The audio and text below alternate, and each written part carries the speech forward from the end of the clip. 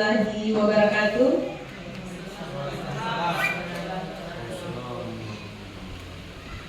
Mari kita panjatkan puji syukur kehadirat Allah Subhanahu wa taala atas rahmat dan nikmatnya pada hari ini sehingga kita bisa berkumpul di ruangan ini. Selamat pagi semua Bapak Ibu guru hebat. Selamat pagi.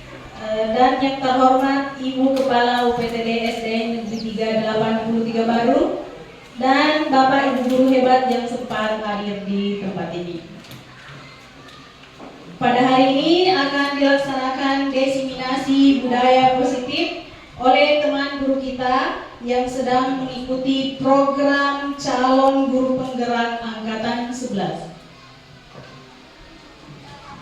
Adapun susunan acara pada hari ini pembukaan. Marilah kita bersama-sama membuka acara pada hari ini dengan membaca basmalah. Bismillahirrahmanirrahim. Acara yang kedua, sambutan oleh Ibu Kepala UPTD SDN Negeri 83 Baru, Ibu Munira SPD. Assalamualaikum warahmatullahi wabarakatuh. Terima kasih atas perhatian Bapak Ibu Guru, atas perhatian program guru penggerak angkatan 11. Program ini sungguh bermanfaat dalam menambah kecakapan guru dan menciptakan ekosistem yang sehat dan bertumbuh untuk sekolah. Berharap kegiatan seperti ini dapat sering diadakan untuk menyebabkan kemanfaatan demi kelanjutan calon guru penggerak. Iya. Mudah-mudahan apa yang diharapkan bisa bermanfaat bagi kita semua, terkhusus dengan calon guru penggerak. Terima kasih atas kesempatan yang diberikan. Sekian dan assalamualaikum warahmatullahi wabarakatuh. Kepala UPTD SDN Negeri 83 Baru, kepadanya kami ucapkan banyak terima kasih. Untuk mengefisienkan waktu, saya persilakan kepada penyaji untuk memaparkan materinya. Oke.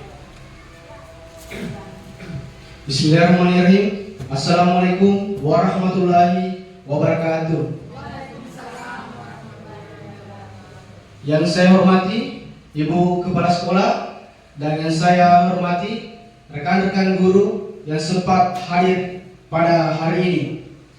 Puji dan syukur kita panjatkan atas kehadirat Allah Subhanahu wa taala yang mana pada hari ini kita masih diberi kesehatan dan kesempatan untuk hadir di tempat ini. Dan tak lupa kita kirimkan salawat dan taslim atas junjungan Nabi besar sallallahu alaihi wasallam yang mana beliau telah menuntut kita dari alam kegelapan menuju alam yang terang benderang. Jadi izinkan saya untuk menyampaikan materi mengenai budaya positif. Mungkin dari rekan-rekan guru sudah mengetahui tentang budaya positif. Yang mana budaya positif itu? Yang pertama, disiplin positif. Yang kedua, motivasi perilaku restitusi. Dan yang ketiga, keyakinan sekolah atau kelas. Dan yang keempat, kebutuhan dasar manusia. Dan yang kelima, posisi kontrol restitusi. Dan yang keenam, segitiga restitusi. Jadi yang pertama, disiplin positif. Jadi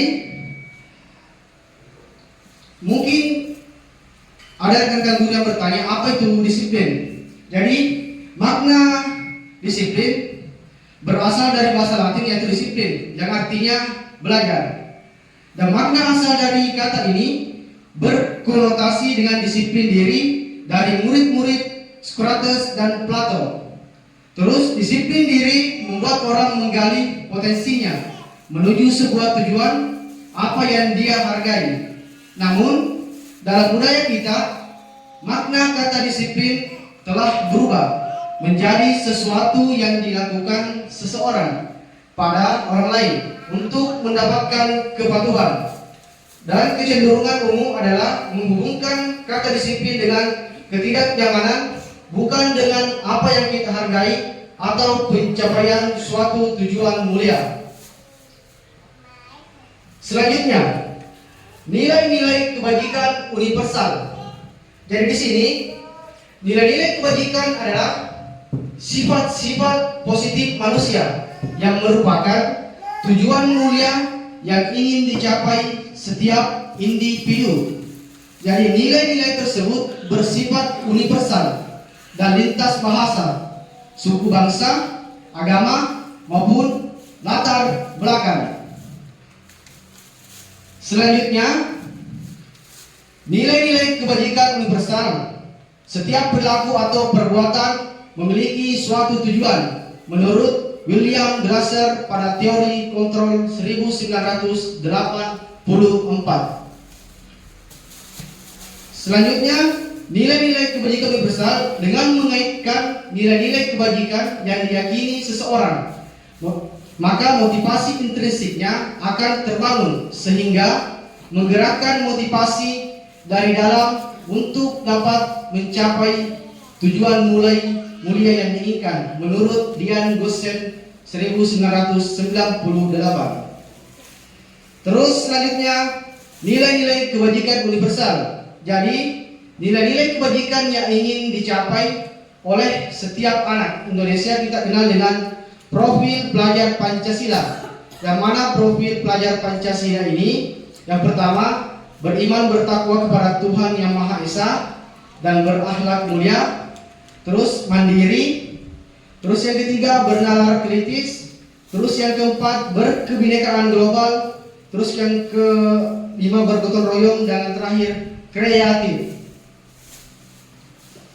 Jadi sebelum kita lanjut ke disiplin positif, jadi kita harus breaking dulu.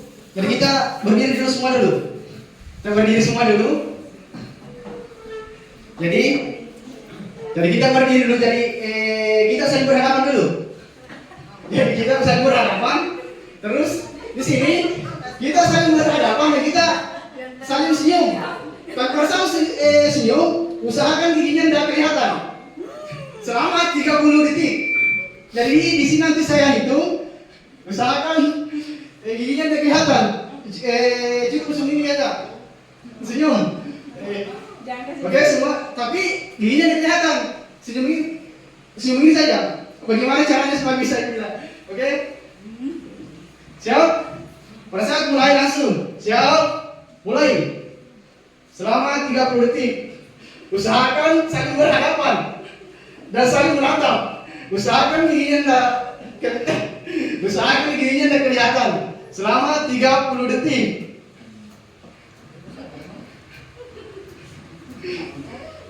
Ya. Ya, selesai. Baiklah, terima kasih Bapak dan Ibu. Silakan duduk kembali. Jadi sebenarnya di sini speaking itu gunanya adalah mengembalikan konsentrasi dan semangat kita pada saat mendengarkan materi. Seperti itu, Bu. Jadi mungkin ini bisa diterapkan kepada murid-murid di dalam kelas. Terus saya lanjut.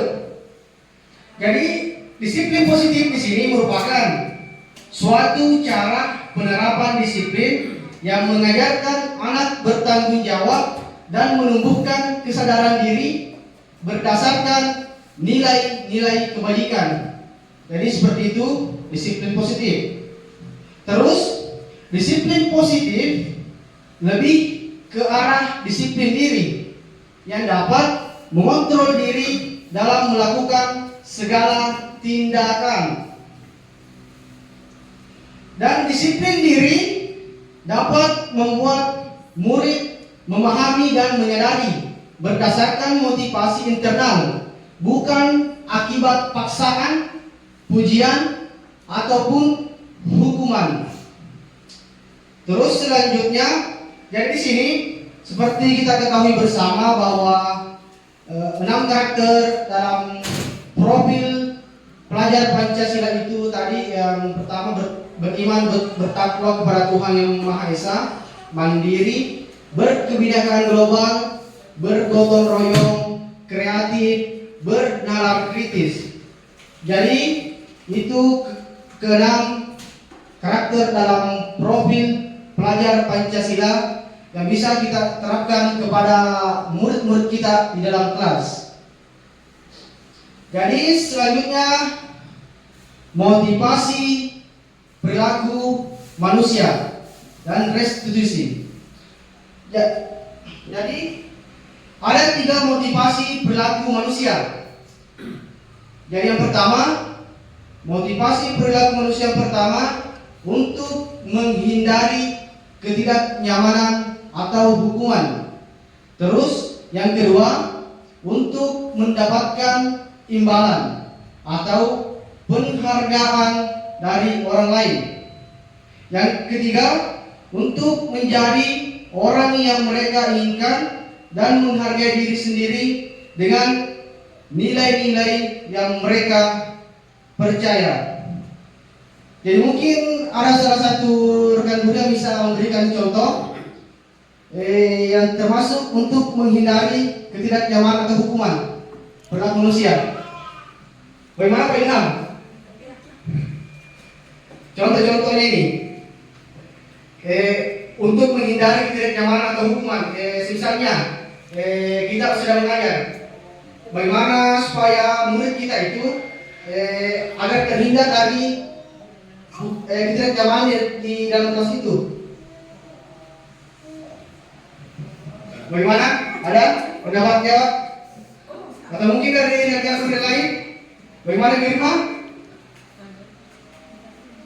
Untuk menghindari, contohnya agar murid kita ini agar terhindar dari ketidaknyamanan di dalam kelas.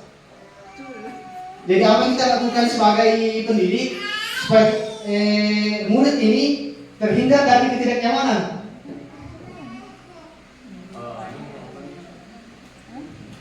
Bagaimana Pak Ilham? Silakan. Terima kasih atas kesempatan yang diberikan. Jadi sekedar sharing saja ini Bapak Ibu. Pertanyaannya untuk menghindari ketidaknyamanan atau hukuman. Jadi yang pertama saya kira tentu yang dilakukan oleh seorang guru itu bagaimana dia mengajar secara kolaboratif atau bervariasi. Itu yang pertama. Yang kedua, bagaimana seorang guru itu benar-benar menjadi leaders di kelasnya, agar ketika ada tugas yang diberikan kepada siswanya selalu tepat waktu. Jadi itu saya kira salah satu cara untuk menghindari hukuman yang disepakati di kelas itu. Terima kasih. Assalamualaikum warahmatullahi wabarakatuh.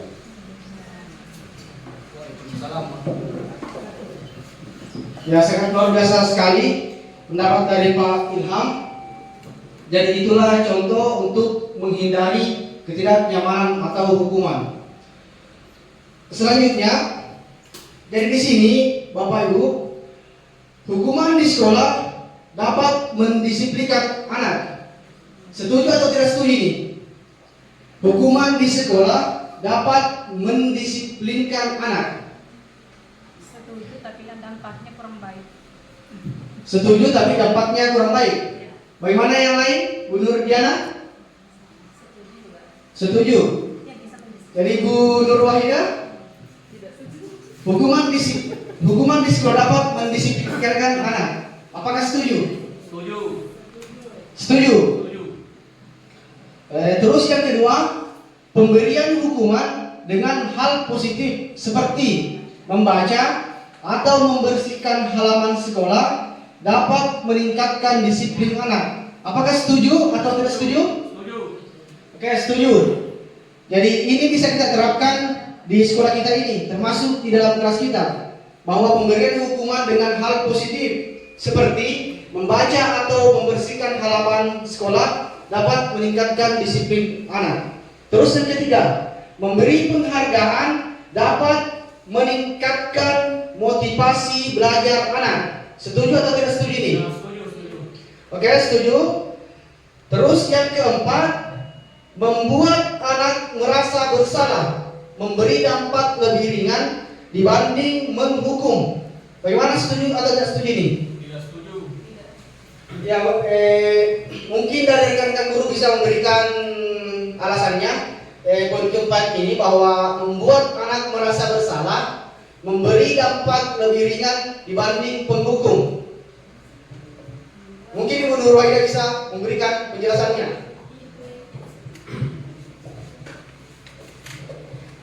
Menurut saya membuat anak merasa bersalah memberi dampak lebih ringan dibanding menghukum.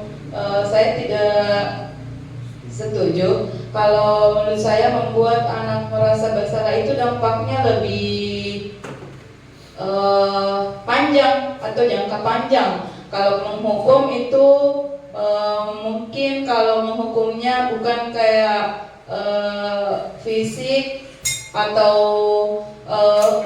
karena memang dia bersalah dan dihukum, mungkin dampaknya lebih ringan atau dibandingkan dengan merasa bersalah. Karena kalau merasa bersalah akan memberi dampak kepada anak, memberikan trauma yang panjang begitu, menurut saya. Ya, terima kasih dari penyampaian dari Ibu Nur Wahida yang mengatakan bahwa tidak setuju membuat anak merasa bersalah memberi dampak lebih ringan dibanding menghukum. Oke. Jadi kita lanjut. Jadi di sini teori motivasi perilaku manusia. Yang pertama, untuk menghindari ketidaknyamanan atau hukuman. Apa yang akan terjadi apabila saya tidak melakukannya? Dan ini merupakan motivasi eksternal. Terus yang kedua, untuk mendapatkan imbalan dari orang lain atau institusi, apa yang akan saya dapatkan apabila saya melakukannya. Dan ini juga merupakan motivasi eksternal. Terus yang ketiga, untuk menghargai diri sendiri, saya akan menjadi orang yang seperti apabila saya melakukannya. Jadi ini merupakan motivasi internal ke tujuan disiplin positif. Jadi selanjutnya di sini merdeka. Menurut Ki Hajar Dewantara, merdeka itu artinya tidak hanya terlepas dari perintah, akan tetapi juga cakap buat memerintah diri sendiri. Jadi di sini Ki Hajar Dewantara pemikiran dan konsepsi keteladanan sikap merdeka. Selanjutnya, dihukum oleh penghargaan.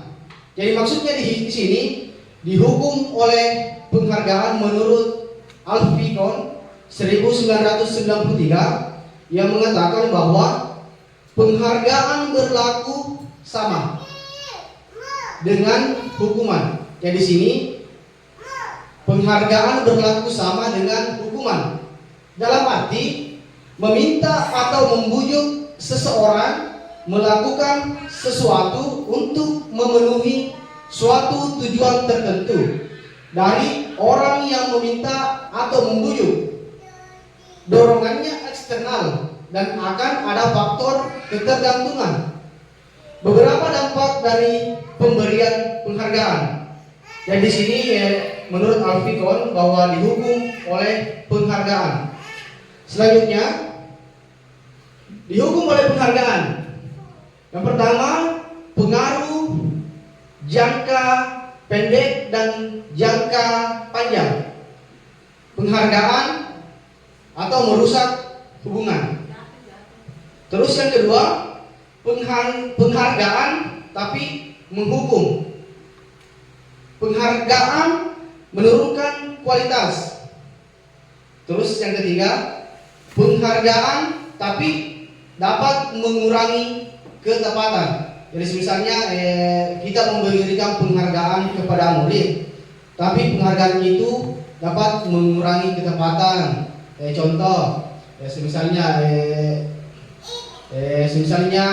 murid kita, jika ada yang bisa menjawab pertanyaan ini, saya akan memberikan hadiah Rp5.000 dan itu bisa mengurangi ketepatannya.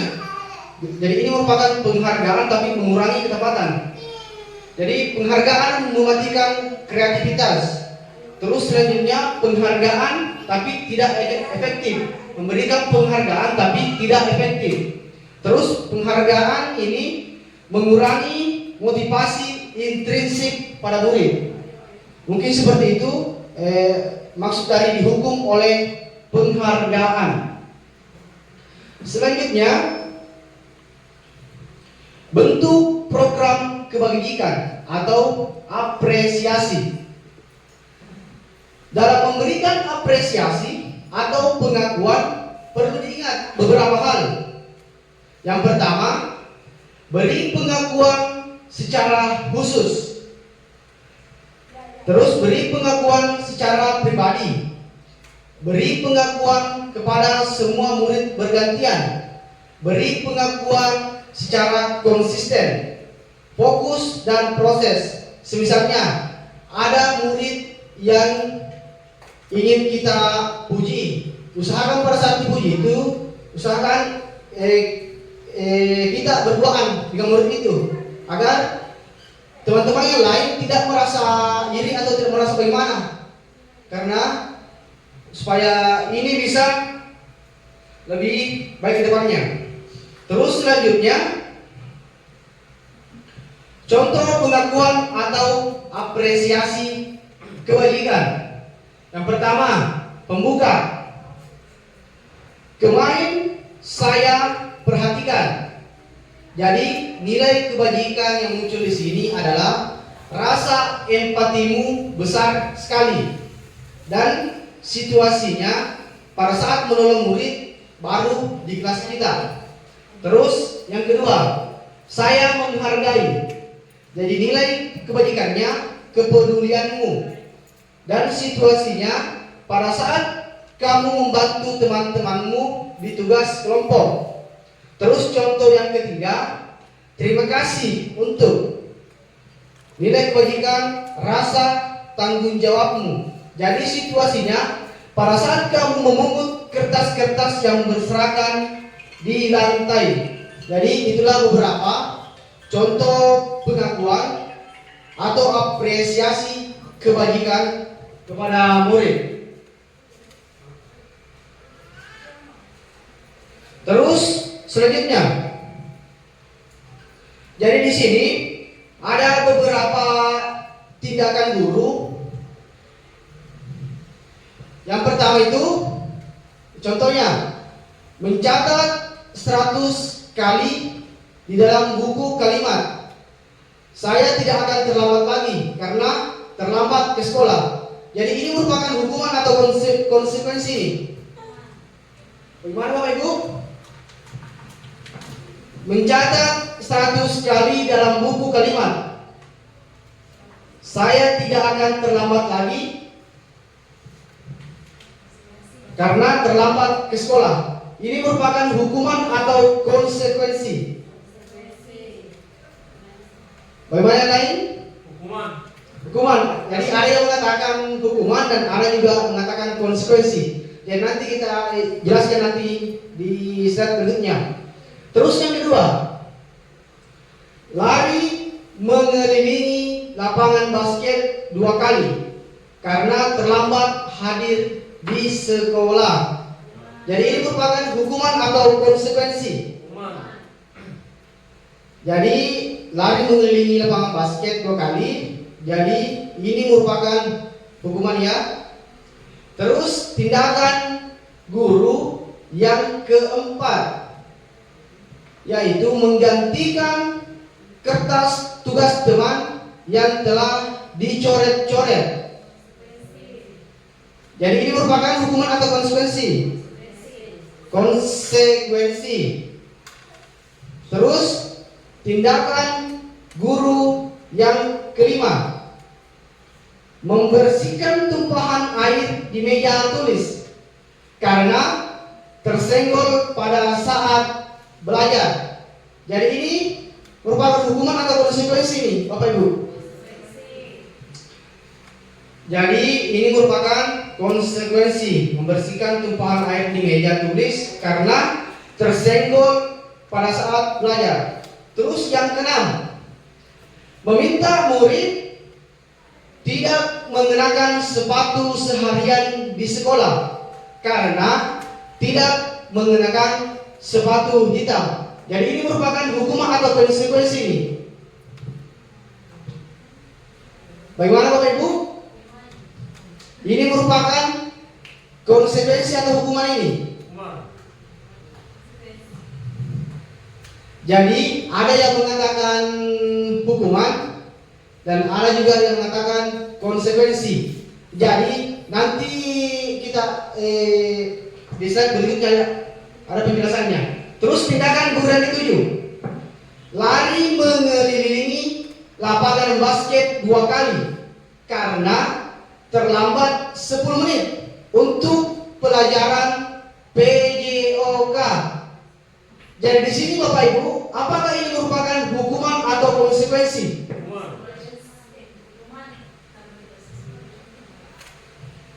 Bagaimana yang lain? Semisalnya lari mengelilingi lapangan basket 2 kali karena terlambat 10 menit untuk pelajaran PJOK. Bagaimana yang lain? Hukuman atau konsekuensi Bapak Ibu?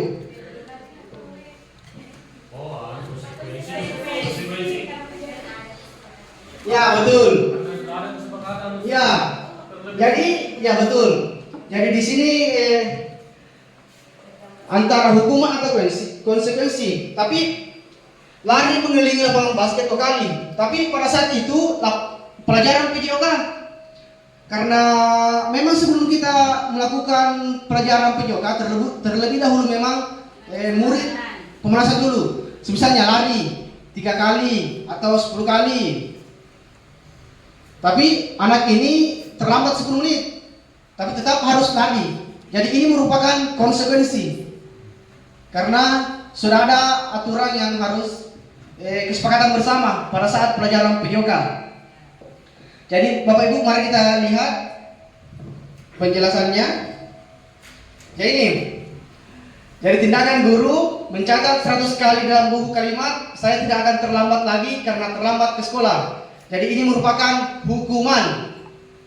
Terus yang kedua, lari mengelilingi lapangan basket 2 kali karena terlambat hadir di sekolah. Ini merupakan hukuman karena mungkin ini adalah contoh pelajaran PPKNK atau pelajaran bahasa Indonesia K.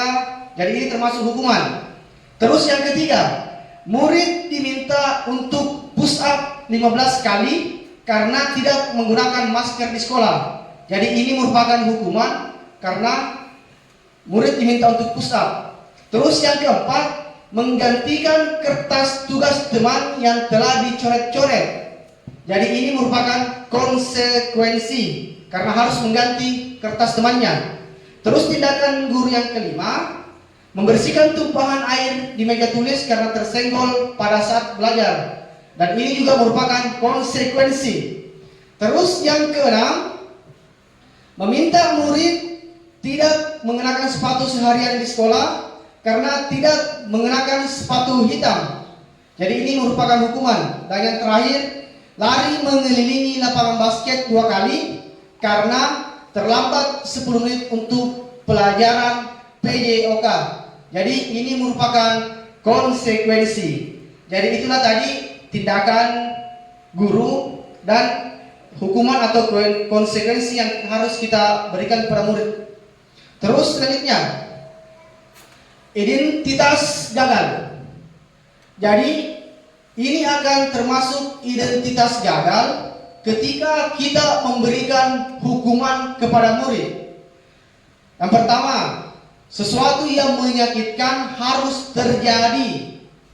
Jadi ini merupakan identitas gagal. Terus yang kedua, murid tidak nyaman anak untuk jangka waktu panjang. Terus korban mendapatkan keadilan.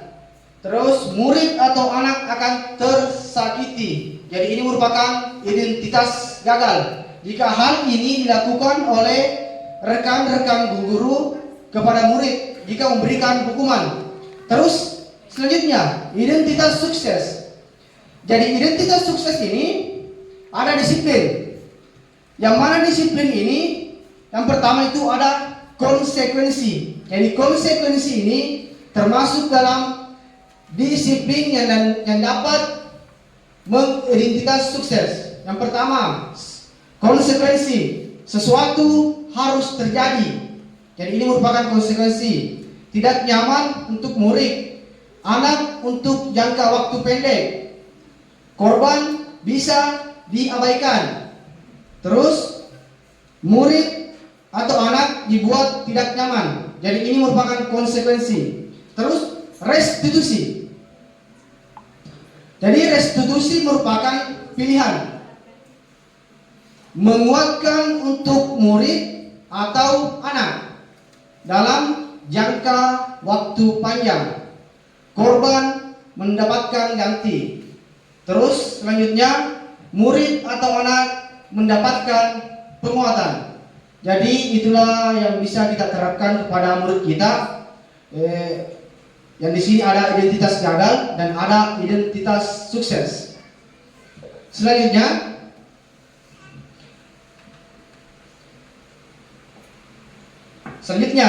restitusi. Jadi mungkin di sini rekan-rekan guru banyak yang bertanya bahwa apa itu restitusi. Jadi restitusi itu adalah proses menciptakan kondisi bagi murid untuk memperbaiki kesalahan mereka sehingga mereka dapat kembali ke kelompok mereka dengan karakter yang lebih kuat. Jadi ini restitusi menurut Gosen pada tahun 2004. Jadi sebelum kita lanjut ke penjelasan restitusi, kita breaking dulu. Jadi di sini saya memiliki kita tebak-tebakan dulu. Jadi yang tebak-tebakan yang pertama awal dari kata buah G. Yang bisa menjawabnya nanti huruf terakhirnya nanti dilanjut dengan buah selanjutnya apa lagi? G. Bagaimana? Bagaimana Hairul Habibie? G. Apa kira-kira? Buah G. Buah G. Bagaimana Pak Ilham? Ada buah G? Buah G.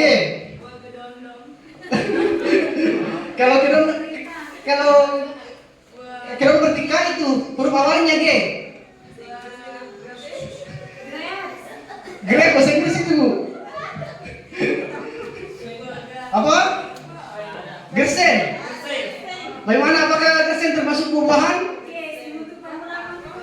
Hah? Gersen. Oke, selanjutnya. Karena gersen berarti N. N apa itu N? Kata buah. Nanas. Oke, nanas. Terus selanjutnya S. Oke, semangka. Selanjutnya A. Anggur. Selanjutnya R. Bagaimana terus Kang? R. Rambutan. Selanjutnya N.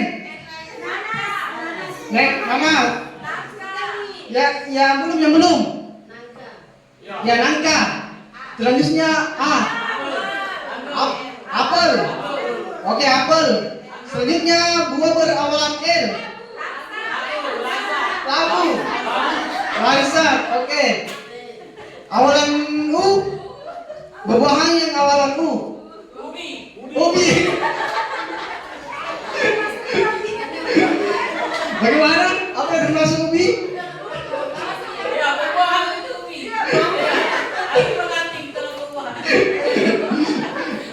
Apa yang termasuk buah ubi? Buah-buahan atau umbi-umbian? Umbi-umbian. Selain ubi apa lagi? Pak Ilham sebentar ada? Awalan buah-buahan U.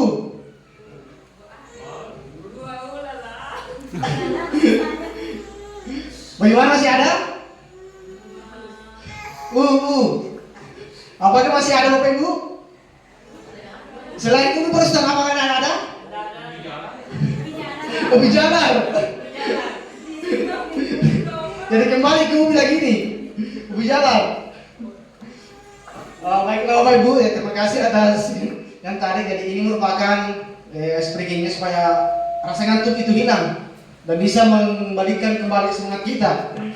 Oke, baik. Akan saya lanjut kembali. Jadi di sini bahwa restitusi menurut Gosen juga merupakan proses kolaboratif yang mengajarkan murid untuk mencari solusi atas masalah mereka dan membantu murid untuk berpikir. Jadi ini menurut Gosen bahwa restitusi seperti ini. Terus ingin menjadi orang yang seperti apa mereka, tujuan mulia dan bagaimana mereka memperlakukan orang lain. Selanjutnya ada 9 ciri-ciri restitusi. Yang pertama, belajar dari kesalahan, bukan menebus kesalahan. Terus yang kedua, memperbaiki hubungan. Dan yang ketiga, menawarkan tapi bukan memaksa. Terus yang keempat, restitusi diri adalah cara terbaik. Dan yang kelima, menuntun untuk melihat ke dalam diri. Dan yang keenam, mencari kebutuhan dasar yang mendasari tindakan. Dan yang ketujuh, berfokus pada karakter, bukan tindakan. Yang kedelapan, berfokus pada solusi. Dan yang kesembilan, mengembalikan murid yang berbuat salah pada kelompoknya. Jadi inilah 9 ciri-ciri restitusi yang bisa kita terapkan di dalam lingkungan sekolah atau di dalam lingkungan kelas kita. Jadi selanjutnya, keyakinan sekolah atau keyakinan kelas. Jadi sebelum kita lanjut, mungkin ada rekan guru bisa menyampaikan apa itu keyakinan kelas atau keyakinan sekolah. Bagaimana, mungkin Bu Nurjana bisa mengungkapkan pendapatnya atau Pak Rustam? Jadi keyakinan kelas itu merupakan bagian dari kesepakatan bersama. Apalagi? Kesepakatan bersama dan keyakinan bersama. Salah satu konsekuensi yang tidak bisa dilanggar. Jadi salah satu konsekuensi yang tidak bisa dilanggar. Apalagi? Keyakinan kelas yang bisa kita terapkan. Seperti apa? Oke, saling menghormati. Karena kedepannya ini yang akan kita terapkan kepada murid kita. Jadi mungkin kedepannya masing-masing kelas bisa membuat keyakinan kelasnya. Karena ini bagian dari tata tertib yang harus dilakukan oleh murid-murid kita. Jadi selanjutnya, di sini muncul beberapa pertanyaan. Mengapa tidak peraturan saja? Mungkin ada bisa menjawab dari rekan-rekan guru. Mengapa tidak peraturan saja? Apakah ada Bapak Ibu yang bisa menjawab ini? Mengapa harus keyakinan kelas? Oke, mungkin Ibu Irma bisa memberikan pendapatnya. Mengapa tidak peraturan saja? Karena menurut saya kalau peraturan di sekolah itu lebih sulit untuk dirubah. Sedangkan kalau keyakinan kelas atau keyakinan sekolah ini bisa dirubah sesuai kebutuhan kita. Terima kasih. Baik, sangat luar biasa sekalian disampaikan oleh rekan guru kita bahwa mengapa tidak peraturan saja dan mengapa harus keyakinan kelas. Jadi di sini muncul lagi pertanyaan, Mengapa kita memiliki peraturan harus menggunakan helm bila mengendarai kendaraan roda 2? Bagaimana Pak Ustaz? Mengapa kita memiliki peraturan harus menggunakan helm bila mengendarai kendaraan roda 2? Ya, untuk keselamatan. Yang kedua, menghindari tilang. ya betul. Yang betul disampaikan oleh Pak Ilham, menghindari tilang lalu lintas. Terus apa lagi? Jadi ini merupakan peraturan. Ya, jadi ini merupakan peraturan yang harus kita lakukan pada saat berkendaraan. Jadi misalnya kalau ini kita lakukan dalam keyakinan, apakah cocok atau tidak ini? Jadi mestinya memang harus peraturan ya, Bapak Ibu. Terus pertanyaan yang kedua, mengapa kita memiliki peraturan membuang sampah di tempatnya? Tidak ada aturan itu, banyak sampah. Ya betul, karena tidak ada peraturan itu jadi banyak sampah yang berserakan. Lagu pesan sekolah. Jadi di sini kita harus membuat peraturan seperti itu ya. Terus pertanyaan selanjutnya, mengapa kita memiliki peraturan harus datang tepat waktu pada saat mengikuti pelatihan? Bagaimana Bapak Ibu? Karena di sini kita pasti biasa ikut pelatihan. Jadi misalnya mengapa kita memiliki peraturan harus datang tepat waktu pada saat mengikuti pelatihan? Bagaimana Ibu Ernawati bisa atau Ibu Nur Diana?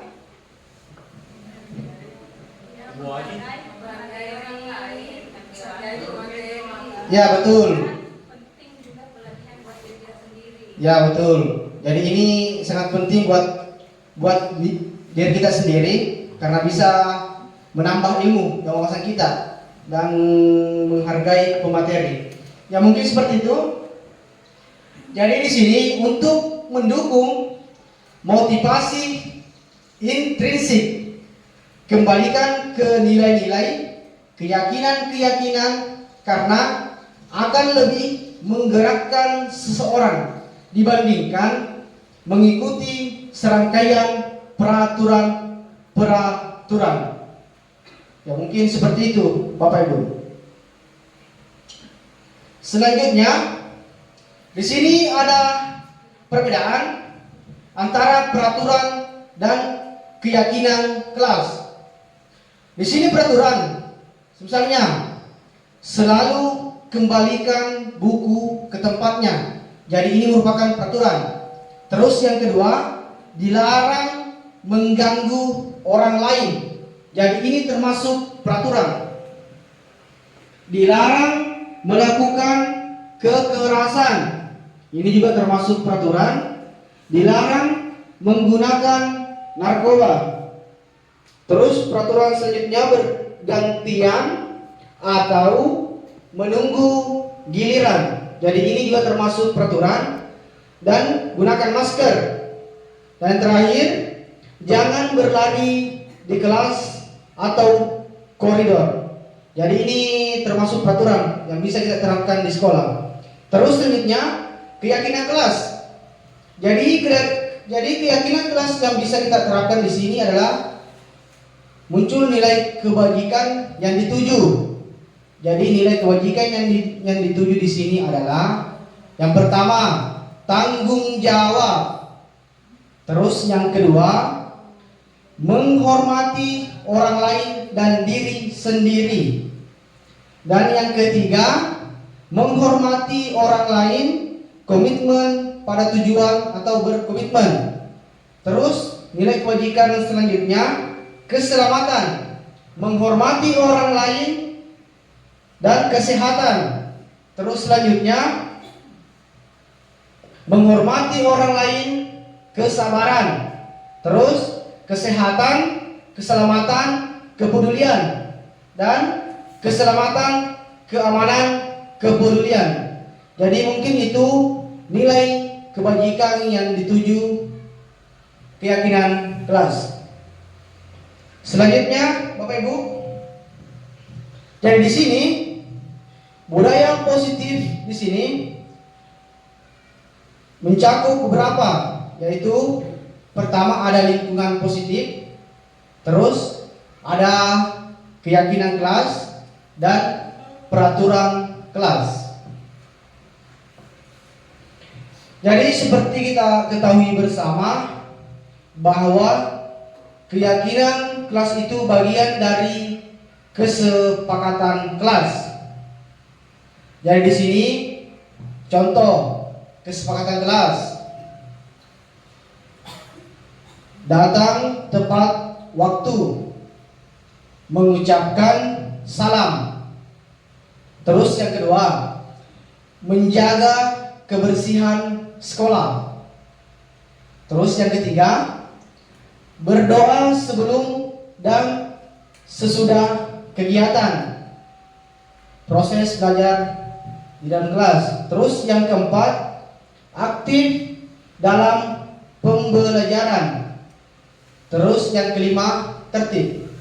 Jadi mungkin bisa kita terapkan kepada murid kita kesepakatan kelas seperti ini, agar murid kita bisa lebih tata tertib lagi.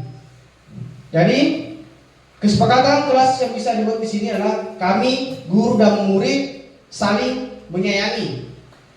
Selanjutnya, kami murid yang semangat belajar.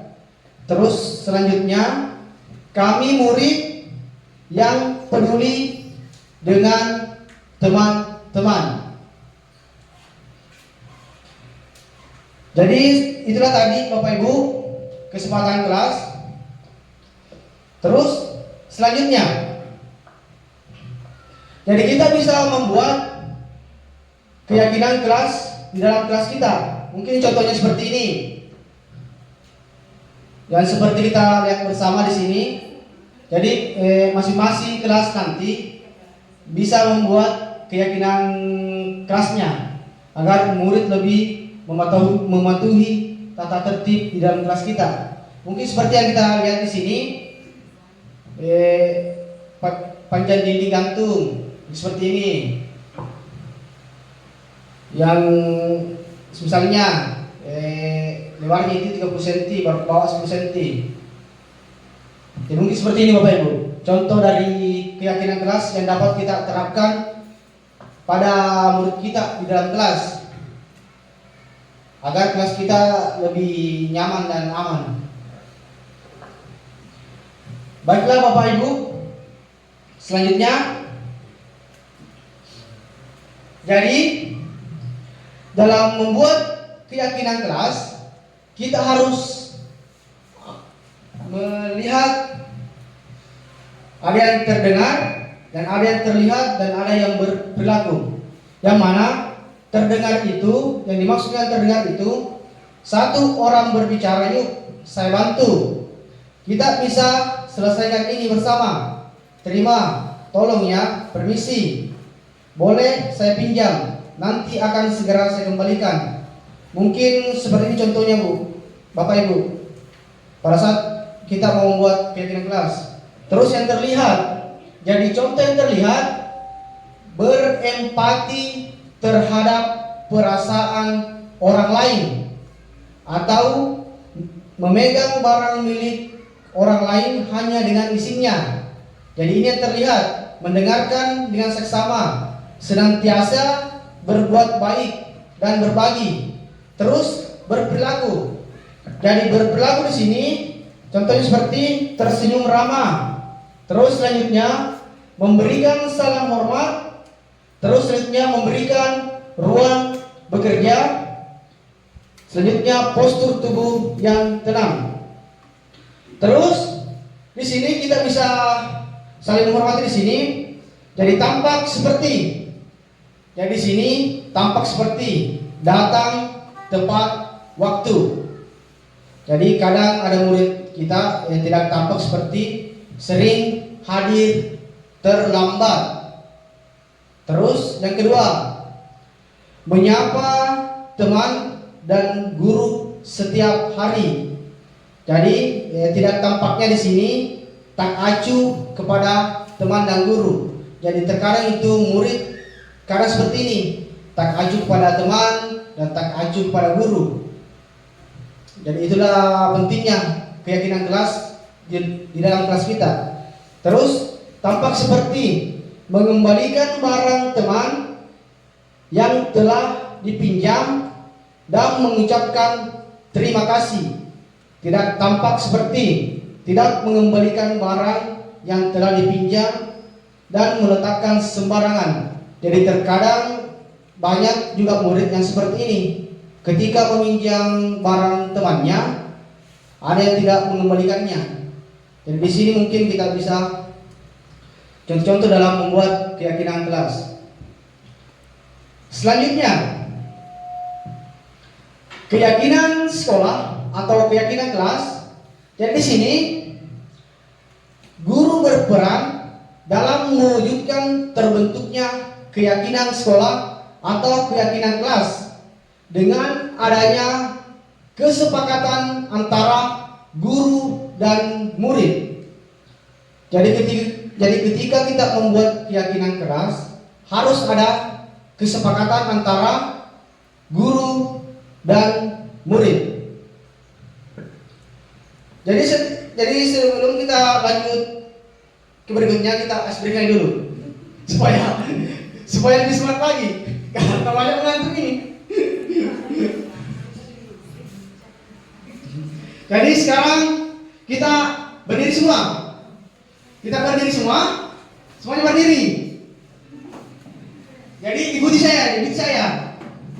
Jadi ketika ada yang salah atau mungkin bisa menyanyi atau apakah. Tapi nyanyiannya itu lagu-lagu anak PAUD seperti itu. Misalnya ada yang salah. Contoh, misalnya saya bilang kepala, berarti kita harus kepala. Ikuti ucapan saya. Ikuti ucapan saya. Misalnya saya bilang kepala, berarti harus memegang kepala. Ikuti ucapan saya. Apa yang terdengar ini harus dilakukan. Oke, hidung, telinga, kepala, bibir, harus tangan, bibir ternyata habis. Bagaimana harus tangan? Dan ternyata di sini harus tangan. Tapi saya bilang, bibir ternyata harus tangan. Mungkin harusnya bisa menyanyi di sini supaya untuk menghibur teman-teman kita. Bagaimana Pak Rustam bisa menyanyi? Bisa Pak Rustam lagi sini bersama dengan saya. Pak Rustam bagaimana? Bagaimana Rustam? Atau mungkin di tempat saja Pak Rustam. Pak Rustam. Dan lagi tangan. Ya, satu tiap Pak Rustam.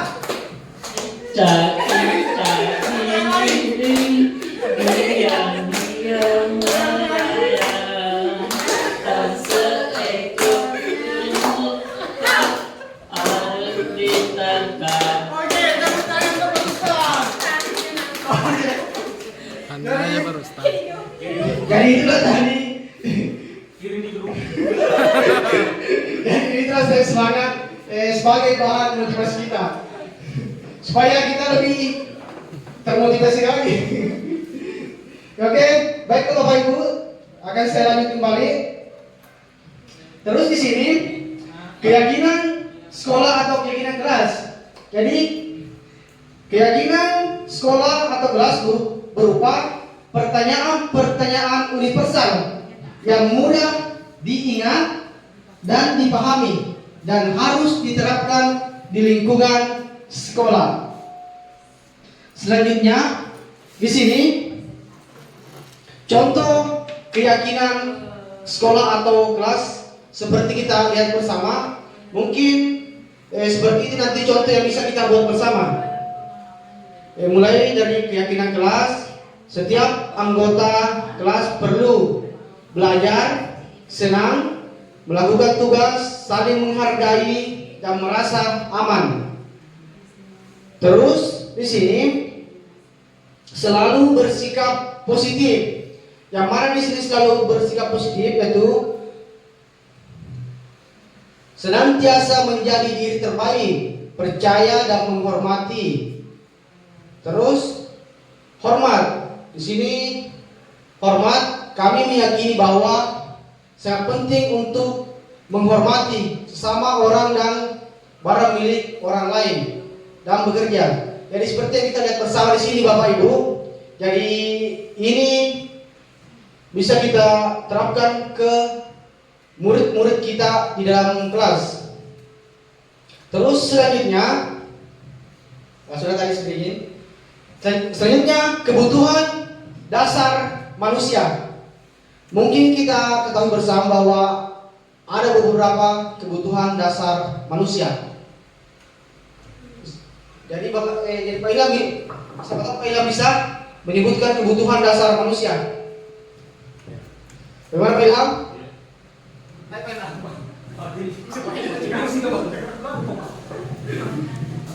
Kebutuhan dasar manusia. Terima kasih atas kesempatan yang diberikan. Jadi yang pertama kebutuhan dasar manusia yaitu tentu sandang dan pangan. Dan yang lebih penting tentu diantaranya adalah pendidikan. Kemudian yang kedua kebebasan dalam beragama. Dan terakhir mungkin ya sekiranya dia sudah dewasa tentu punya kebutuhan juga seorang pendamping seperti itu. Terima kasih sudah mendengar. Baik, terima kasih oleh Pak Ilham. Sangat betul sekali yang disampaikan oleh Pak Ilham bahwa itu adalah kebutuhan dasar manusia yang harus terpenuhi. Jadi berikut penjelasannya. Jadi ada beberapa kebutuhan dasar manusia. Yang pertama itu bertahan hidup. Dan betul tadi yang disampaikan oleh Pak Ilham seperti tadi. Terus yang kedua, kasih, sayang, dan rasa diterima. Terus kebutuhan dasar selanjutnya penguasaan, karena terkadang manusia ingin berkuasa. Terus yang keempat kebebasan. Terus yang terakhir kesenangan. Jadi itulah beberapa kebutuhan dasar manusia. Ya. Kesenangan. Betul tadi yang disampaikan tadi. Selanjutnya, perilaku siswa di sini atau murid. Terus kebutuhan yang mungkin berusaha dipenuhi. Pertanyaan para siswa. Di sini perilaku murid memukul teman yang menghinanya. Terus kebutuhan yang mungkin berusaha dipenuhi, kekuasaan atau power. Mungkin seperti itu contohnya Bapak Ibu. Pertanyaan para siswa, apakah ada cara untuk memenuhi kebutuhan kekuasaan tanpa melakukan kekerasan?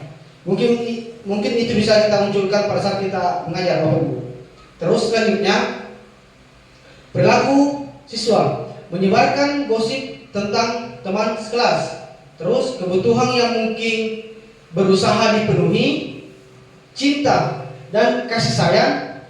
Kalau saya menjelek-jelekkan orang lain, mungkin ada orang yang akan suka sama saya. Terus pertanyaan pada siswa, apakah ada cara untuk memenuhi kebutuhan cinta dan kasih sayang tanpa merusak reputasi orang lain? Mungkin seperti itu Bapak Ibu. Terus perilaku siswa menjatuhkan teman saat teman sedang berjalan di lorong sekolah. Terus kebutuhan yang mungkin berusaha dipenuhi, senang atau hanya bercanda. Terus selanjutnya, pertanyaan pada siswa, apakah ada cara untuk memenuhi kebutuhan senang tanpa menyakiti orang lain? Terus selanjutnya, perilaku mengganggu di kelas. Terus kebutuhan yang mungkin berusaha dipenuhi, kebebasan, bebaskan saya. Terus pertanyaan yang muncul, apakah ada cara untuk memenuhi kebutuhan kebebasan tanpa mengganggu pembelajaran semua orang. Jadi mungkin itu tadi. Terus selanjutnya pertanyaan, ketika seorang murid melakukan suatu perbuatan yang bertentangan dengan nilai-nilai kebajikan atau melanggar perbuatannya dikarenakan mereka gagal memenuhi kebutuhan dasar manusia. Muncul studi kasus bahwa Ibu Sulaika, guru wali kelas 9, sedang bingung menghadapi ulah salah satu murid di kelasnya, Tommy. Beberapa anak telah mengeluarkan Tommy yang sering kali meminta bekal makan siang mereka dengan paksa. Jika Anda menghadapi situasi seperti Ibu Sulaika, apa yang akan Anda lakukan? Menurut Anda, kira-kira apa alasan Doni melakukan hal itu? Jadi di sini alasan Tommy yang pertama adalah karena ia lapar dan orang tuanya tidak membawakannya bekal makan siang. Maka kebutuhan dasar yang sedang berusaha dipenuhi oleh Tommy adalah kebutuhan untuk bertahan hidup. Jadi inilah salah satu contoh kebutuhan bertahan hidup. Terus alasan Tommy yang kedua, karena dia merasa senang temannya jadi memperhatikan dia. Ketika temannya melaporkan tindakannya itu pada gurunya dan gurunya memberitahu orang tuanya sehingga orang tuanya jadi memperhatikan dia, maka kebutuhan dasar yang sedang dipenuhi Tommy adalah kebutuhan akan kasih sayang dan rasa ingin diterima. Terus alasan Tommy yang ketiga, karena temannya jadi takut dengan dia dan menuruti keinginannya, maka sebetulnya Tommy sedang berusaha memenuhi kebutuhan dasarnya akan kekuasaan. Jadi inilah contoh kebutuhan dasar manusia, kekuasaan. Terus alasan Tommy yang keempat, karena dia merasa bosan dengan bekal makanan yang dibawakan ibunya dari rumah, karena ibunya selalu membawakan bekal yang sama. Oleh karena itu, dia ingin mencoba makanan teman-temannya yang beraneka ragam. Maka Tommy sedang berusaha memenuhi kebutuhannya akan kebebasan. Jadi ini merupakan kebutuhan dasar manusia, kebebasan.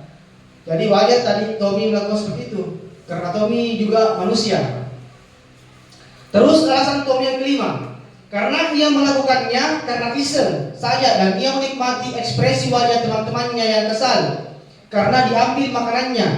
Dan menurut dia ekspresi teman-temannya itu lucu, maka berarti Tommy sedang berusaha memenuhi kebutuhannya akan kesenangan. Jadi itulah beberapa kebutuhan dasar manusia. Selanjutnya, posisi kontrol restitusi. Jadi ada 5 posisi kontrol restitusi. Yang pertama, jadi ini nanti bisa kita terapkan di kelas kita kepada murid-murid. Yang pertama itu posisi kontrol restitusi, guru sebagai penghukum. Yang kedua, guru sebagai pembuat merasa bersalah, guru sebagai teman, guru sebagai pemantau, dan guru sebagai manajer. Dan di sini ada 5 posisi kontrol yang bisa kita terapkan kepada murid kita. Berikut penjelasannya di sini bahwa 5 posisi kontrol tersebut adalah penghukum. Ketika kita menghardik atau menunjuk, menyakiti atau menyindir, itu merupakan penghukum. Misalnya, guru berkata, kalau kamu tidak melakukannya, awas ya, rasakan. Itu adalah kata-kata yang bisa menghukum murid. Terus, pembuat rasa bersalah. Guru berkata, kamu seharusnya, kamu sudah tahu, ibu lelah sekali mengatakannya, ibu stres. Dan di sini jika kita berkata seperti itu kepada murid, murid itu akan merasa bersalah. Terus posisi kontrol yang ketiga, sebagai teman, guru berkata, ayolah, lakukan demi ibu. Masa kamu tidak mau? Ingat tidak, ibu pernah bantu. Jadi posisi ini, murid itu bisa menganggap kita sebagai temannya jika kita berkata seperti itu. Terus posisi kontrol yang keempat adalah guru sebagai pemantau. Guru berkata, apa peraturannya? Itu adalah contoh kita memantau murid kita. Terus yang kelima, posisi sebagai manajer. Dan guru berkata, apa yang kita yakini, apa yang bisa kau kerjakan untuk memperbaiki masalah ini. Jadi di sini kelima posisi kontrol di sini ada yang identitas gagal. Yang identitas gagal itu adalah sebagai penghukum, sebagai pembuat rasa bersalah, dan identitas berhasil atau sukses sebagai teman atau sebagai pemantau. Terus sebagai manajer. Terus selanjutnya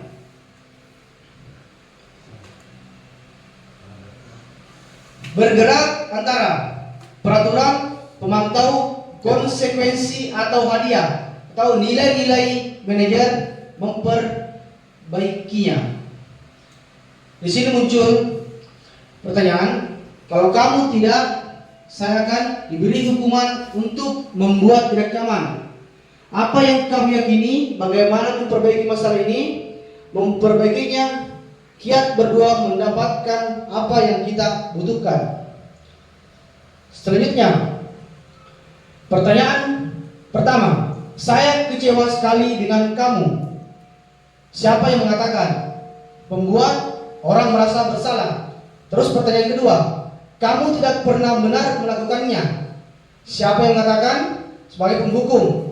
Ayolah, lakukan demi ibu bapak. Dan ini merupakan sebagai teman. Terus yang keempat, apakah kamu mau mendapatkan stiker bintang hari ini? Dan ini merupakan sebagai pemantau. Dan yang kelima, bagaimana kamu bisa menyelesaikan masalah ini? Dan ini sebagai manajer. Dan yang keenam, kamu selalu yang paling terakhir. Dan ini merupakan sebagai penghukum. Jadi posisi kontrol restitusi. Jadi di antara kelima posisi kontrol tersebut, sebaiknya seorang guru menggunakan posisi kontrol sebagai manajer, karena itu merupakan yang lebih baik daripada yang keempat itu tadi. Sebagai manajer, guru dapat berbuat sesuatu bersama murid, mempersiapkan murid, bertanggung jawab, dan mendukung murid agar dapat menemukan solusi. Selain itu, posisi manajer mengacu pada restitusi yang dapat menjadikan murid sebagai manajer bagi dirinya sendiri, sehingga dapat tercipta identitas positif pada diri murid. Terus selanjutnya, segitiga restitusi. Tahapan dalam segitiga restitusi. Jadi di sini ada 3 tahapan dalam segitiga restitusi. Yang pertama, menstabilkan identitas. Dan yang kedua, validasi tindakan yang salah.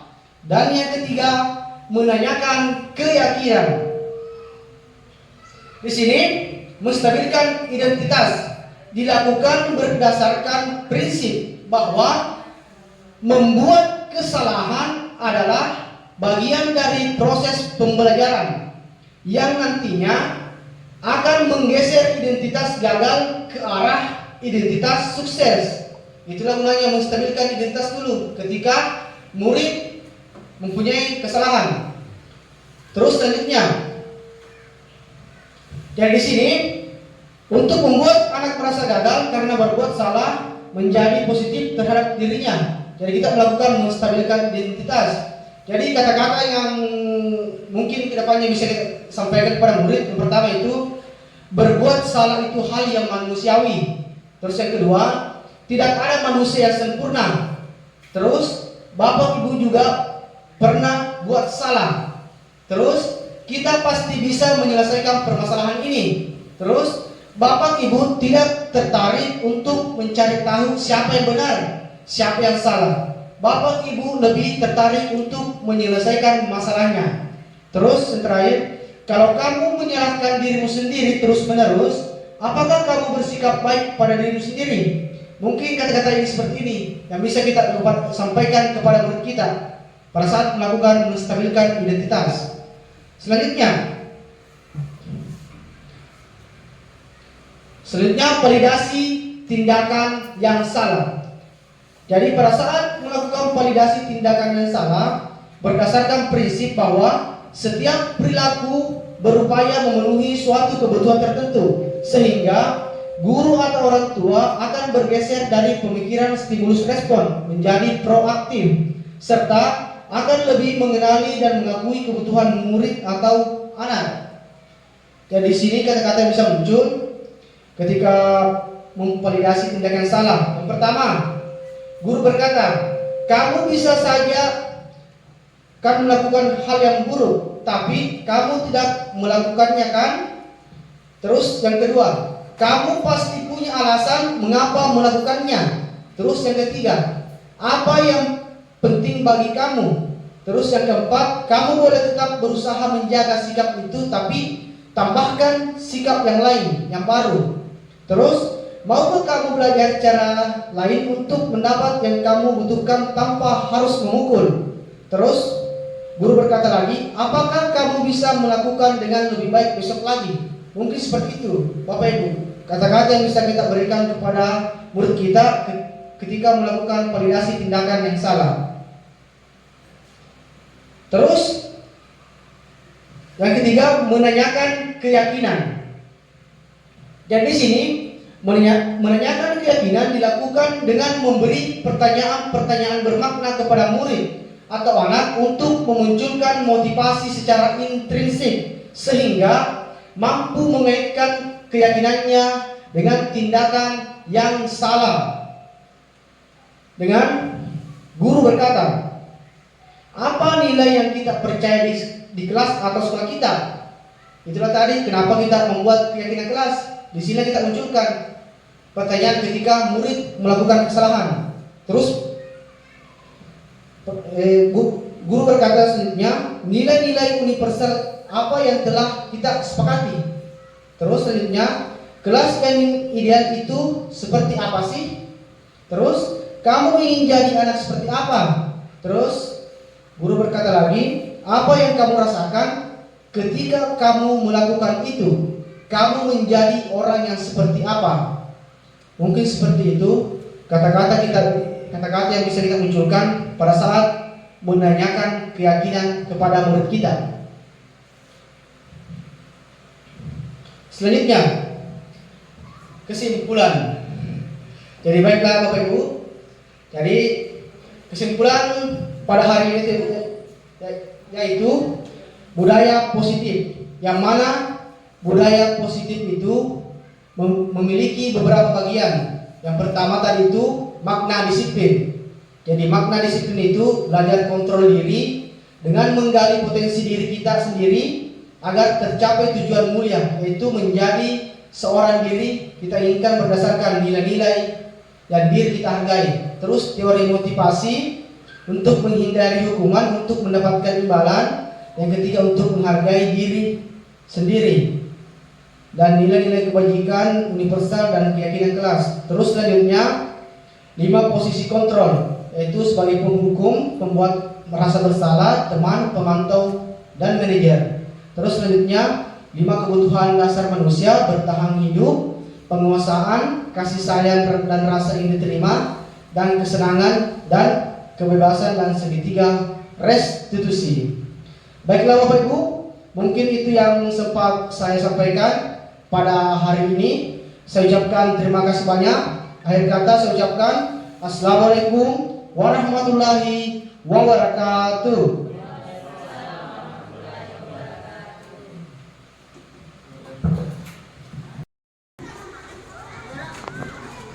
Demikianlah tadi materi yang telah dibawakan oleh calon guru penggerak kita yang sangat luar biasa.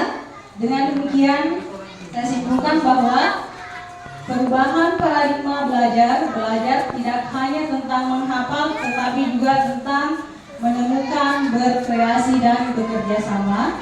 Yang kedua, disiplin positif. Mendisiplinkan siswa bukan hanya soal hukuman, tetapi lebih pada membimbing mereka untuk bertanggung jawab atas tindakan mereka. Yang ketiga, motivasi perilaku.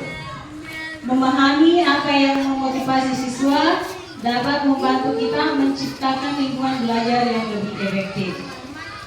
Yang keempat, kebutuhan dasar. Memahami kebutuhan dasar siswa seperti rasa aman dan diterima akan membuat mereka merasa lebih nyaman di kelas. Yang kelima yaitu restitusi. Mereka ketika terjadi kesalahan, restitusi memberikan kesempatan bagi siswa untuk memperbaiki dan belajar dari kesalahannya. Dan yang terakhir tentang keyakinan kelas, nilai-nilai bersama dalam kelas menciptakan suasana yang positif dan mendukung. Semoga apa yang telah disampaikan oleh pemateri pada hari ini dapat memberikan manfaat dan pemahaman yang lebih luas lagi bagi kita semua. Terima kasih atas waktu dan perhatiannya Bapak Ibu guru hebat. Saya akhiri dengan Alhamdulillahirrabbilalamin. Assalamualaikum warahmatullahi wabarakatuh.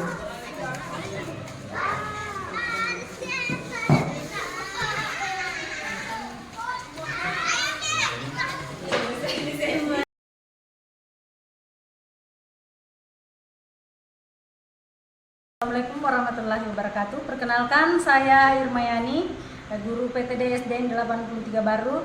Terima kasih atas diseminasi budaya positif yang pada hari ini yang memberi banyak manfaat dan pengetahuan bagi saya, karena saya jadi tahu bahwa cara membuat keyakinan kelas yang benar yaitu dengan membuat kesepakatan antara guru dan siswa yang dibuat secara bersama-sama.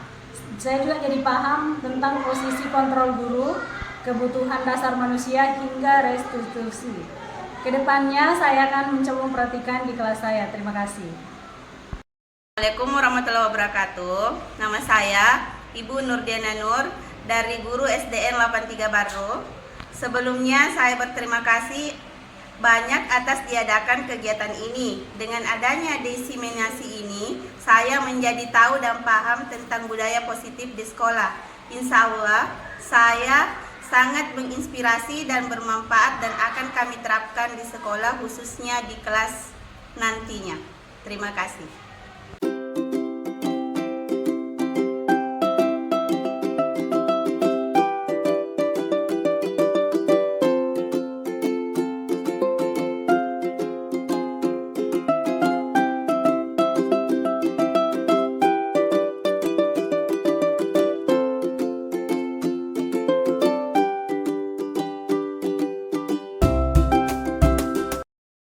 Assalamualaikum warahmatullahi wabarakatuh. Waalaikumsalam warahmatullahi wabarakatuh. Oke, baiklah semua anak-anak. Jadi pada pagi hari ini kita akan membuat keyakinan kelas, yang mana keyakinan kelas merupakan sebuah nilai-nilai kebajikan universal yang telah disepakati secara tersirat dan tersurat. Jadi keyakinan kelas ini dibuat secara bersama-sama dengan seluruh murid yang ada dalam kelas ini. Dan ini merupakan mempunyai nilai-nilai kebajikan yang dapat dipercaya. Jadi keyakinan kelas ini merupakan sebuah keyakinan yang dibuat bersama semua anggota kelas, yaitu guru dan murid. Terus dengan adanya keyakinan kelas diharapkan dapat meningkatkan kedisiplinan murid, yakni disiplin diri yang muncul dari dalam diri. Terus selanjutnya, keyakinan kelas dapat diterapkan untuk membangun budaya positif di lingkungan sekolah, dan keyakinan kelas yang dibuat bersama akan membuat murid merasa memiliki kelas tersebut, dan hal ini akan meningkatkan motivasi belajar murid karena mereka merasa bertanggung jawab untuk menjaga kelas. Mereka tetap nyaman dan kondusif untuk belajar. Itulah gunanya keyakinan kelas dibuat untuk mematuhi tata tertib di kelas kita ini. Dan konsekuensinya dari keyakinan kelas yang telah dibuat adalah apabila melanggarnya. Yang pertama, tindakan yang dapat diambil terhadap murid melanggar kesepakatan kelas. Konsekuensinya adalah yang pertama, peringatan lisan. Terus yang kedua, tugas piket ditambahkan. Contoh tugas piket ditambahkan seperti menyapu di dalam ruangan, membersihkan WC. Itu kalau melanggar keyakinan kelas. Terus yang ketiga, kehilangan hak memilih tempat duduk. Contoh di belakang duduk. Terus yang selanjutnya, aktivitas sosial yang bermanfaat bagi sekolah. Terus yang terakhir, laporan tertulis tentang kesalahan. Contohnya membuat dengan menulis dengan catatan 10 lembar seperti itu. Paham? Perhatian semua dulu anakku. Jadi sekarang Bapak minta untuk membuat atau menulis pendapatnya masing-masing bagaimana keyakinan kelas yang akan kita buat. Oke? Sekarang mulai menulis keyakinan kelas masing-masing. Iya nak? Oke, lanjut semuanya kita tulis keyakinan kelasnya. Oke, tulis kembali itu keyakinan kelas yang akan kita buat bersama. Silakan nak tulis. Fadil rasa apa pendapatnya tentang keyakinan kelas yang akan kita buat? Seperti tertutup, Pak. Ya nak, silakan buat itu. Silakan. Ya.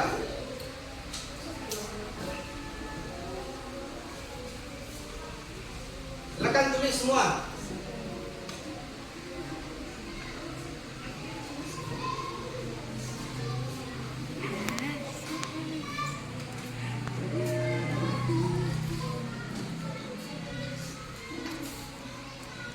Dan buat keyakinan semua nak.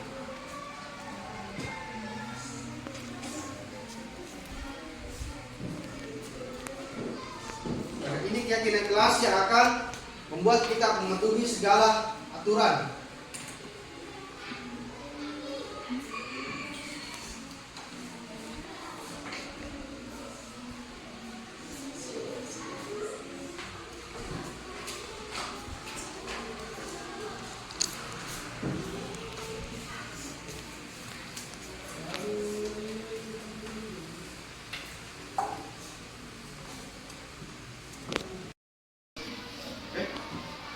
Baiklah, jadi nanti satu persatu Bapak panggil untuk menempelkan hasil keyakinan kelasnya di sini.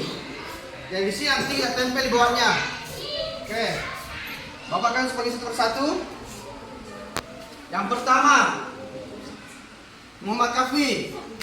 Ya belakang sini nak. Sini belakang sini. Pak, tempel di sini, nanti tempel di sini. Sini cepat nak cepat. Maju dia. Selanjutnya, bagus.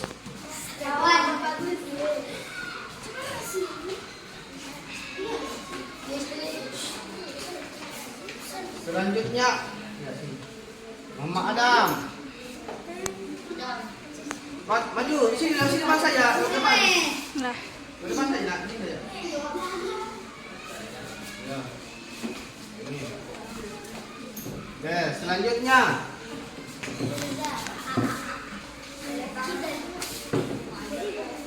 Bagus. Selanjutnya. Ya. Selanjutnya.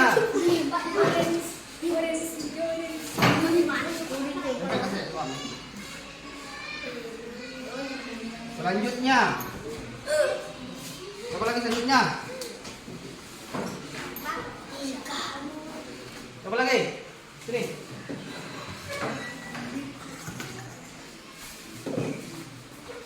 Ya, di situ. Oke, selanjutnya.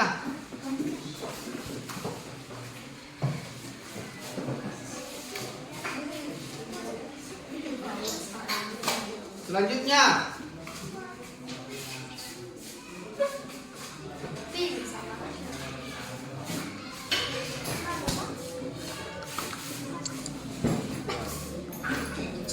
Selanjutnya.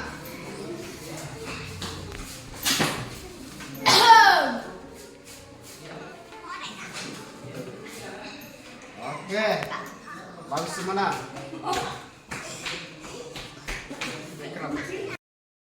Bapak akan menyeleksi keyakinan kelas yang telah kita tempelkan di sini dan Bapak akan pilih yang mana yang layak untuk yang termasuk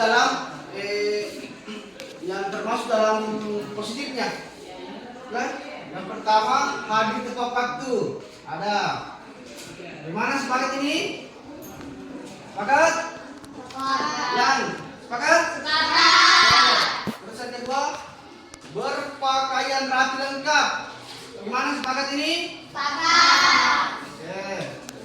Terus yang ketiga, menjaga kebersihan kelas dan sekolah. Sepakat?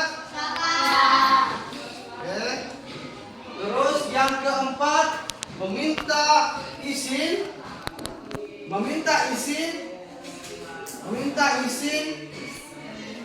pada saat meminjam barang temannya. Sepakat? Oke. Terus yang kelima adalah tolong menolong. Sepakat? Oke. Terus selanjutnya aktif dalam pembelajaran. Sepakat? Jadi ini adalah kesepakatan kelas yang akan kita buat dan tidak boleh dilanggar. Yang terbaik aktif dalam pelajaran. Terus selanjutnya tugasnya harus dikerjakan. Sepakat? Tidak benar semua, semangat. Tidak tidur di dalam kelas. Apakah sepakat? Oke, jadi ini adalah kesepakatan kelas yang telah kita buat. Oke, kita perhatikan semua ke sini. Perhatikan semua, ini adalah kesepakatan kelas yang telah kita buat.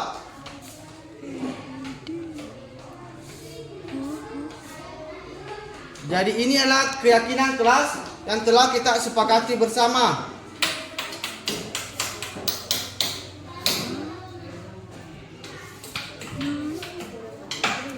Apakah semuanya sepakat dengan ini semua? Jadi ketika kita sudah sepakat berarti tidak boleh melanggar semua keyakinan kelas yang telah kita sepakati bersama. Bagaimana semuanya? Nana, apakah semuanya sepakat dengan keyakinan kelas yang telah kita sepakati bersama? Jadi inilah keyakinan kelas yang telah kita sepakati bersama dan ini akan menjadi kesepakatan kita bersama ya.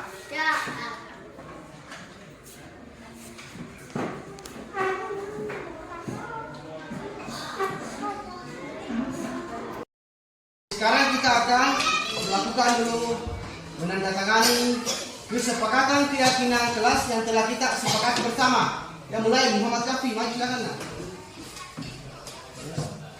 Tulis namanya di sini nak, kanan sini, tulis namanya. Ya, tulis namanya di sini.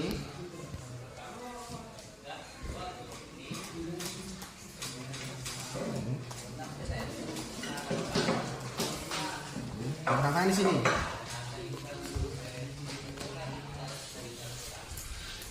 Oke, selanjutnya bagus. Kan. Nah.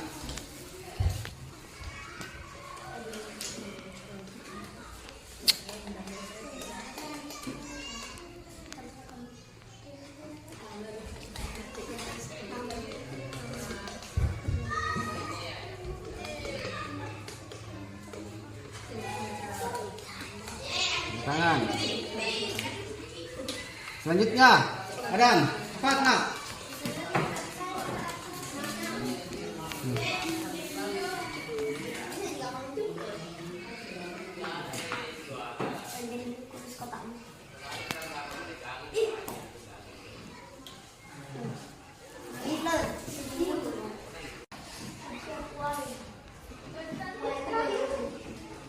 Ya, bagus. Lanjut.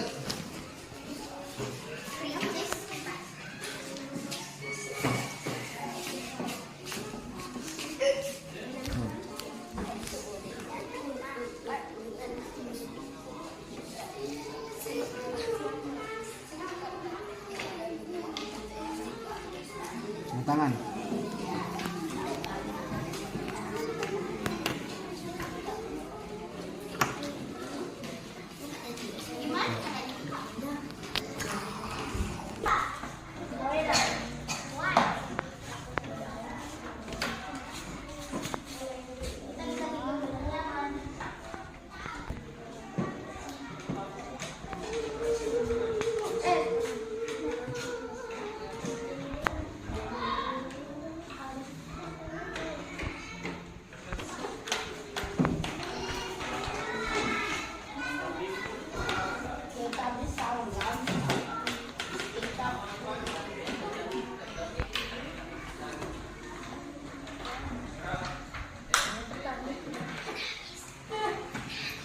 Ya.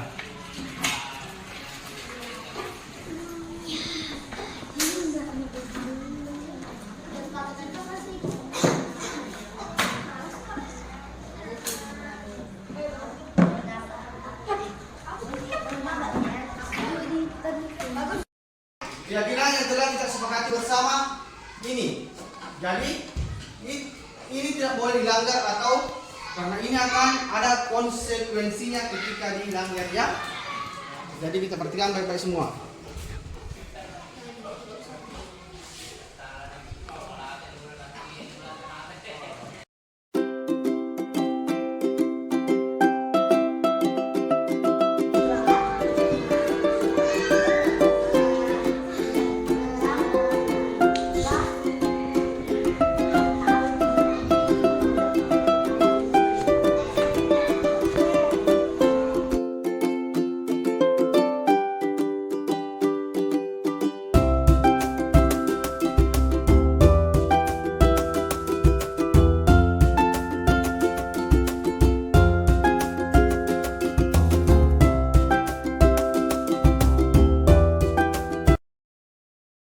Bahagia dan lebih bersemangat lagi. Saat membuat keyakinan kelas, saya merasa senang dan mau lebih semangat. Saat membuat keyakinan kelas,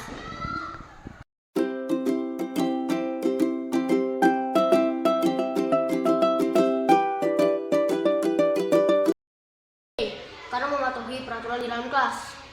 Kan? Sangat penting karena bisa mematuhi peraturan dalam kelas. Lakukan. Sangat penting karena mematuhi tata tertib di dalam kelas.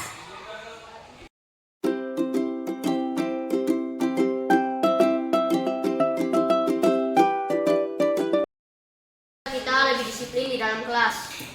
Kan? Agar kita lebih disiplin di dalam kelas. Kan?